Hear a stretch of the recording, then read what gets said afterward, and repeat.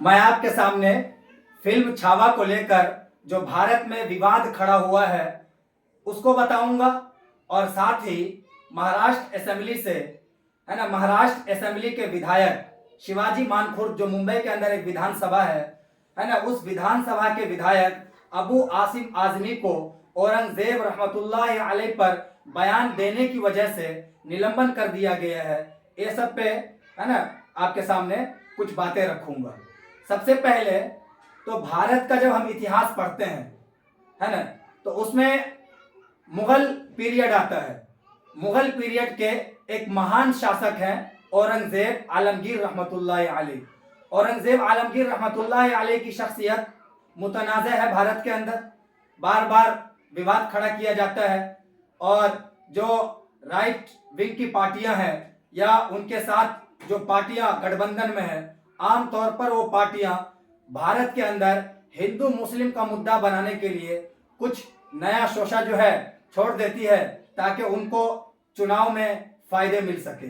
तो यही विवाद जो है अभी भारत के अंदर खड़ा हो गया है औरंगजेब आलमगीर रहमतुल्लाह अलैह को लेकर। और ये विवाद क्यों खड़ा हुआ है? ये विवाद जो है एक फिल्म बनी है छावा, है ना, उस छावा को लेकर जो है विवाद खड़ी है ना। तो छावा एक फिल्म है जो अब रिलीज होने वाली है। तो छावा के अंदर आलमगीर रहमतुल्लाह अलैह को, औरंगजेब को एक क्रूर शासक के तौर पर दिखाया गया है। यानी ये दिखाया गया है कि औरंगजेब ने हिंदुओं के साथ कितना अत्याचार किया और हिंदुओं के है ना जो राजा महाराजा थे उनको इस्लाम में दाखिल करने के लिए तलवार का इस्तेमाल किया। आप डिटेल में आप टीवी चैनल्स पे देख रहे होंगे और इतिहास में जब आप पढ़ेंगे, इतिहास को तो छुपाया नहीं जा सकता है, लेकिन अभी जो पार्टी सत्ता में है ना, वो पार्टी चाहती है कि भारत का जो असल इतिहास है उसको तोड़ मरोड़ के पेश किया जाए। ये सरासर गलत है। इतिहास होता है, आप उसको तोड़ मरोड़ के पेश नहीं कर सकते हैं। औरंगजेब के बारे में आप बड़े बड़े इतिहासकारों से सुने होंगे, अभी बहुत सारे इतिहासकार बयान देते हैं। औरंगजेब जो थे वो एक ऐसे बादशाह थे जो अपने हाथ की कमाई से खाते थे, कुरान लिखते थे और उसको लिखने के बाद जो पैसा होता था वो अपनी जिंदगी पर खर्च करते थे। उसके बाद टोपी बुनते थे। वो एक ऐसा शासक जिसने अखंड भारत बनाया।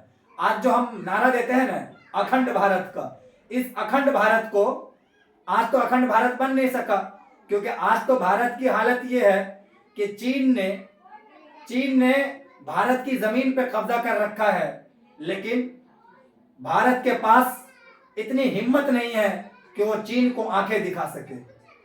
लेकिन मुसलमानों को हमेशा भारत के अंदर गुंडे के तौर पर पेश किया जाता है। मुसलमानों का योगदान भारत की आजादी से पहले, भारत की आजादी में और आज तक बहुत बड़ा है। मुगलों से आपको आपत्ति हो सकती है, मैं ये नहीं कहता हूं कि मुगलों ने सारे काम अच्छे ही किए हैं, कुछ बुरे भी किए होंगे।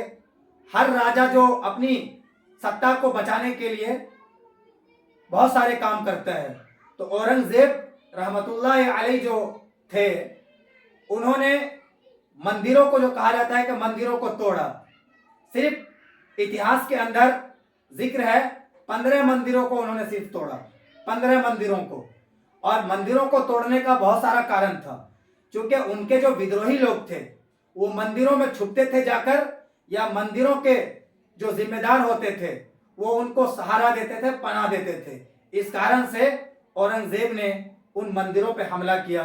मैं इस हमले को भी गलत कहता हूं कि अगर वो मंदिरों में जाके छुप गए तो औरंगजेब रहमतुल्लाह अलैह को मंदिरों पे आक्रमण नहीं करना चाहिए था, क्योंकि मंदिर जो है एक हमारे भारत के अंदर जो हिंदू बिरादरी के लोग हैं और एक बड़ी संख्या में है, उनकी आस्था को बराबर बिल्कुल भी ठेस नहीं पहुंचाना चाहिए था। लेकिन दूसरा पहलू क्या है उनका? दूसरा पहलू यह है कि जहां औरंगजेब ने 15 मंदिरों को तोड़ा तो उन्होंने 100 मंदिरों को दान भी दिया।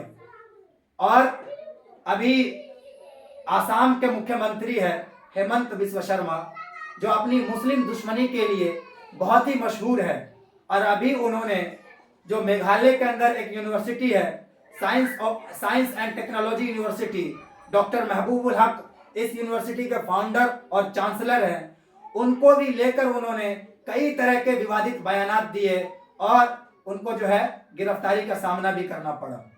और उस यूनिवर्सिटी की छवि को खराब करने के लिए हेमंत बिस्वा शर्मा ने अपनी सारी मेहनत जो है लगा दी। लेकिन अब हेमंत बिस्वा शर्मा ने औरंगजेब पर बयान दिया और क्या कहा कि राहुल गांधी औरंगजेब है, अखिलेश यादव औरंगजेब है, यानी उनको हर जगह औरंगजेब नजर आता है। आसाम के अंदर जो मंदिर है, जो सबसे बड़ा मंदिर है जहां हेमंत बिस्वा शर्मा खुद जाते हैं, उस मंदिर को किसने बनाया? जरा ये हेमंत बिस्वा शर्मा को जो है इतिहास पढ़ना चाहिए कि उस मंदिर को भी औरंगजेब ने बनवाया था। मध्य प्रदेश के अंदर भी जो है सबसे बड़ा जो मंदिर है, उस मंदिर को औरंगजेब ने बनवाया। तो औरंगजेब ने मंदिरों को इसलिए नहीं तोड़ा था कि वो मस्जिद बनाना चाहते थे, बल्कि मंदिरों पर उन्होंने इसलिए आक्रमण किया क्योंकि उनके विरोधी वहां छुपे हुए थे। तो औरंगजेब 50 साल तक भारत पर उन्होंने शासन किया। अब जरा गौर करना चाहिए कि उस वक्त भी भारत के अंदर हिंदू बहुसंख्यक थे, हिंदुओं की तादाद ज्यादा थी।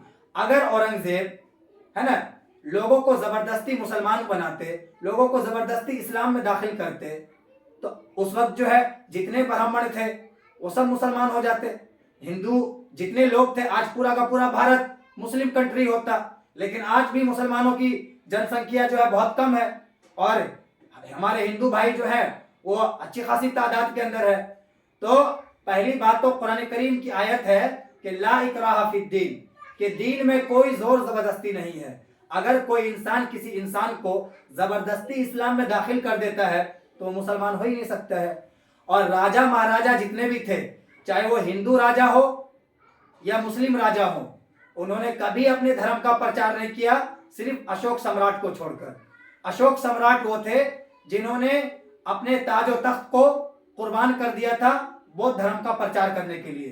तो सिर्फ अशोक सम्राट ने बौद्ध धर्म का प्रचार किया है। इसके अलावा चाहे हिंदू राजा हो या मुस्लिम राजा हो, उन्होंने ना तो हिंदू धर्म का प्रचार किया और ना ही इस्लाम धर्म का प्रचार किया, बल्कि उन्होंने अपनी सत्ता को बचाने के लिए और अपनी सत्ता को बचाने के लिए जो है जो उन्होंने चाहा वो सब किया। और ये हिंदू राजा भी करते हैं और मुस्लिम राजा भी करते हैं। तो इसी तरह औरंगजेब रहमतुल्लाह अलैह ने किया। अब ये जो फिल्म बनी है छावा, पहली बात तो इस फिल्म के अंदर एक औरंगजेब की जो शक्ल बनाई गई है, ये इतिहास को तोड़ने मरोड़ने की कोशिश की गई है। मुसलमानों की छवि भारत के अंदर पहले ही खराब की गई है। आप फिल्म देख ले, सन्नी देओल जितने भी फिल्म बनाते हैं दाढ़ी टोपी को रखकर जो है मुसलमानों को आतंकवादी घोषित करने की कोशिश करते हैं। आखिर मैं भारत के नागरिकों से पूछना चाहता हूं और भारत के मुस्लिमों से भी पूछना चाहता हूं कि जब कोई फिल्म बनती है, चाहे वो भोजपुरी फिल्म हो या साउथ की फिल्म हो या बॉलीवुड की फिल्म हो, जब मुसलमानों के शिआर को, मुसलमानों के शायर को, चाहे वो दाढ़ी हो, कुरान हो, टोपी हो, मस्जिद हो, जब उनको लोगों की नजर में बुरा बनाकर पेश किया जाता है, तब आप कहां सो रहे होते हैं? आप तो भारत के अंदर मुसलमानों को फिल्म के जरिए जो है विलन बनाने की कोशिश की जाती है। बहुत सारी फिल्में माजी में बन चुकी है जहां मुसलमानों की दाढ़ी को, टोपी को, कुर्ता पैजामा को गुंडे की शक्ल में पेश किया जाता है, आतंकवादी बनाकर पेश किया जाता है। अगर आतंकवादी का रोल लेना हो, आतंकवाद का रोल लेना हो, तो उसको मौलाना बना दिया जाता है। अमरीश पुरी साहब नहीं रहे, ज्यादातर वही रोल करते थे। पाकिस्तान की सीन जो है आप देख लीजिए, सन्नी देओल जो है किस तरह नलका उठाते हैं, एकदम मार डालेंगे, ये कर डालेंगे। तो ये क्या है, ये सब भारत के अंदर। इन सारी फिल्मों पर बैन लगना चाहिए। मुसलमानों को आज तक भारत के अंदर जितनी फिल्में बनी है, उन फिल्मों के अंदर कुरान को, दाढ़ी टोपी को, कुर्ता पैजामा को जो आतंकवाद की शक्ल में पेश किया गया है, उन सब पे कार्रवाई करने की मांग करनी चाहिए। और जितने हीरो या उसके प्रोड्यूसर, डायरेक्टर अभी जिंदा है, उन पे भी कार्रवाई की मांग करनी चाहिए। और मैं सिर्फ ये नहीं, हिंदू धर्म एक काबिल, एक अच्छा धर्म है। हिंदू जो है, अगर हिंदू धर्म से मुताल्लिक भी जो उनकी आस्था है मंदिर को लेकर या गीता को लेकर, जो उनकी धार्मिक किताबें हैं, उनको अगर किसी भी फिल्म में है ना विलेन बनाकर पेश किया जाता है। मैंने बहुत सारी फिल्मों में देखा है कि मंदिर को जो है आश्रम के तौर पर जो है गुंडा जो है इस्तेमाल करता है। ये भी गलत है, बिल्कुल गलत है। ये सब नहीं होना चाहिए। किसी भी धर्म की धार्मिक चीजों को गुंडे की शक्ल में पेश करना फिल्म के अंदर, ये जुर्म होना चाहिए। भारत के अंदर भारत के अंदर कानून बनना चाहिए कि अगर कोई इंसान किसी भी धर्म की किसी चीज को लेकर अगर वो टिप्पणी करता है तो वैसे ये जुर्म है। तो इतने सारे हीरो जो है, डायरेक्टर, प्रोड्यूसर, वो हिंदू धर्म की चीजों को और मुस्लिम धर्म की चीजों को धार्मिक गुंडे की शक्ल में पेश कर चुके हैं। उन सब पे जो है कार्रवाई होनी चाहिए। तो अभी मैं आपको बता रहा था कि ये जो इस तरह की फिल्में बनाई जाती है, ये जहर फैलाने के लिए, और इससे एक पार्टी को फायदा होता है। भारत का जहन तैयार किया जा रहा है नफरत वाला, नफरत का माहौल पैदा किया जा रहा है ताकि मुसलमान, अभी देख लीजिए किस तरह के विवाद खड़े हो गए थे। ठेले पे जो है मुस्लिम नाम होना चाहिए, दुकान पर मुस्लिम नाम होना चाहिए, कुंभ मेले में जो है मुसलमान नहीं जा सकते हैं। इस तरह के विवाद चलते ही रहते हैं। उसके बाद महाराष्ट्र असेंबली के जो विधायक हैं अबू आसिम आजमी, उनको क्या है, उन्होंने क्या बयान दिया? उन्होंने कहा कि औरंगजेब रहमतुल्लाह अलैह एक क्रूर शासक नहीं थे, जालिम बादशाह नहीं थे, बल्कि वो इंसाफ पसंद थे। तो उन्होंने क्या कहा इसमें गलत? बिल्कुल सच कहा। अगर वो उनकी विधायकी खत्म की जा सकती है, तब आप इस तरह के इतिहासकार जिन्होंने इस तरह का इतिहास लिखा है, उनकी किताबों को आप बैन क्यों नहीं करते? उनको जलाते क्यों नहीं? स्कूलों में क्यों पढ़ाया जाता है? तो अगर आपको औरंगजेब रहमतुल्लाह अलैह से आपत्ति है, हो सकती है ना। बहुत सारे लोगों से विरोध होता है, लेकिन विरोध का मतलब ये नहीं होता है कि आप दुश्मनी पर उतर आए। आप और अबू आसिम आजमी को विधानसभा से निलंबित करना, यह सरासर नाइंसाफ है, गलत है। अबू आसिम आजमी को विधानसभा में जो है उनकी विधायकी की खत्म मांग कर रहे हैं लोग कि उनकी विधायकी खत्म की जाए। और यूपी के मुख्यमंत्री योगी आदित्यनाथ जी, आपसे दरखास्त करूंगा कि आप अपनी जबान को थोड़ा लगाम दीजिए। आप हर जगह जो है, ठीक है, अबू आसिम आजमी से आपको जो है आपत्ति हो सकती है, लेकिन आप उनको विधानसभा में कमबख्त कह रहे हैं। कमबख्त होना ये कौन सी जबान है? कमबख्त होना ये क्या एक शरीफ इंसान की जबान है? एक मुख्यमंत्री की जबान मतलब आवाज होनी चाहिए इस तरह की। रमेश बुधोड़ी ने जब एक मुस्लिम सांसद को सरेआम है ना पार्लियामेंट के अंदर आपत्तिजनक अल्फाज और शब्द इस्तेमाल किए, तब आपने क्यों नहीं कहा कि रमेश बुधोड़ी को जो है इस तरह के अल्फाज इस्तेमाल नहीं करने चाहिए?